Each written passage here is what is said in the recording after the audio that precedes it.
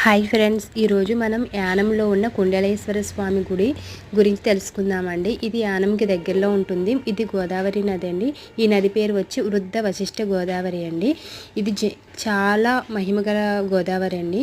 ఇక్కడ చాగంటి వారు వాళ్ళ అమ్మగారు నాన్నగారు జ్ఞాపకార్థం ఇక్కడ ఘాట్ కట్టించారండి. 7 లక్షలు పెట్టి కట్టించారట.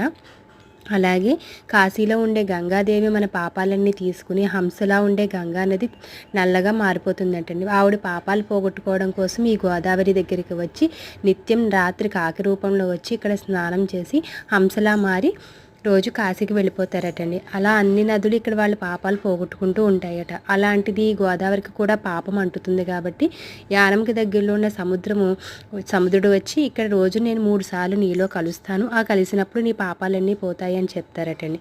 అలా చెప్పడం వల్ల రోజు 3 సార్లు సముద్రుడు వచ్చి గోదావరి నదిలో కలుస్తారండి. అందుకని ఉదయం ఏమో ఉప్పగాను, కొంచెం మధ్యాహ్నం అలా వేయేటప్పటికి చప్పగాను ఉంటాయండి. ఎక్కడ గోదావరిలో ఇలాంటి విశేషం ఉండదండి, ఇక్కడే ఉంటుంది. అలాగే కాశీకి వెళ్ళే వాళ్ళు ముందుగా ఈ గోదావరిలో స్నానం చేసి ఆ స్వామిని, కుండలేశ్వర స్వామిని దర్శనం చేసుకుని అక్కడ ఉండే అర్చకులతోటి మంత్రోపదేశం చేయించుకుని కాశీకి వెళితే చాలా మంచిదటండి. ఇక్కడ కృష్ణుడు సత్యభామ రుక్మిణి సహితంగా ఇక్కడ కృష్ణుడు ఉంటారండి. అలాగే అమ్మవారి గుడి ఉంటుంది. అలాగే ఈ కుండలేశ్వర స్వామి ఆలయ గోపురం చాలా బాగుంటుందండి. 46 కళలతో శివుడు, 46 లీలలతో శివుడు విగ్రహాలు ఇక్కడ చెక్కబడి ఉన్నాయండి. మీరు ఎప్పుడైనా వస్తే మాత్రం ఈ శిల్పాలన్నీ బాగా చూడండి, చాలా బాగుంటుంది. ఈ ఆలయ గోపురం